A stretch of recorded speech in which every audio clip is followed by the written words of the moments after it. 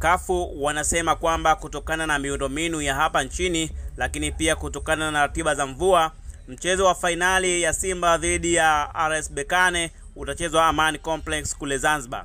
Nawaza juu ya tiketi kwanza tutafanyaje sisi wapenda soka. Na haya ni maoni ya baadhi ya mashabiki ambao wanatoa maoni yao kuhusiana na ratiba ya CAF. Nawaza juu ya tiketi kwanza tutafanyaje sisi wapenda soka ambao tushakata tiketi zetu za kwenda kumshuhudia Simba Sport akichukua kombe la shirikisho barani Afrika. Nawaza capacity ya uwanja ikiwa Mkapa inabeba mashabiki 60,000 huku Amani Complex inabeba mashabiki 15,000 pekee. Hii imekaaje kitaalamu? CAF kuondoa migogoro ya hapa na pale, tunaomba mtufanyie wepesi mchezo huu kivyovyote vile upigwe Mkapa, sababu muda bado upo mwingi, isitoshe matengenezo yanaendelea poa kabisa. Hayo ni maoni ya baadhi ya mashabiki wa Simba Sport Club.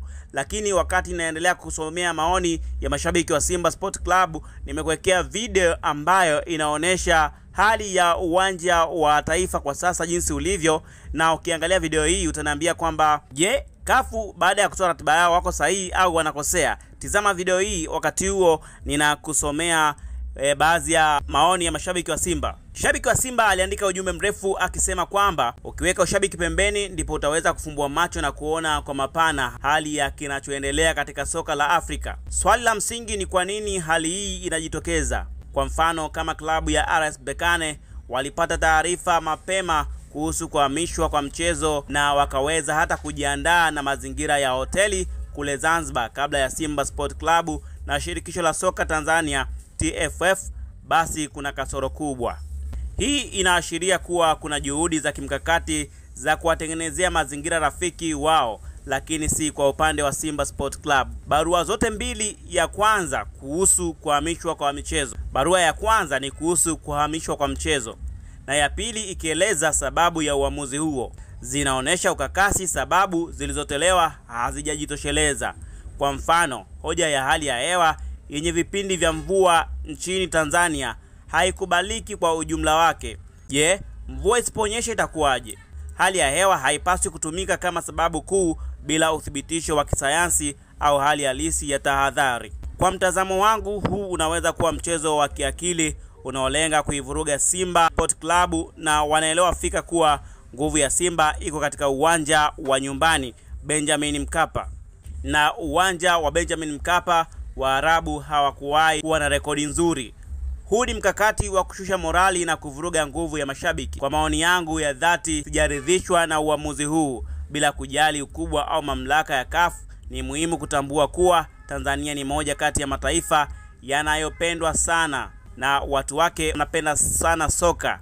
Kwa hiyo mechi ya kiwango hiki inastahili kuchezwa katika uwanja wa Benjamin Mkapa, uwanja wenye hadhi na heshima na historia.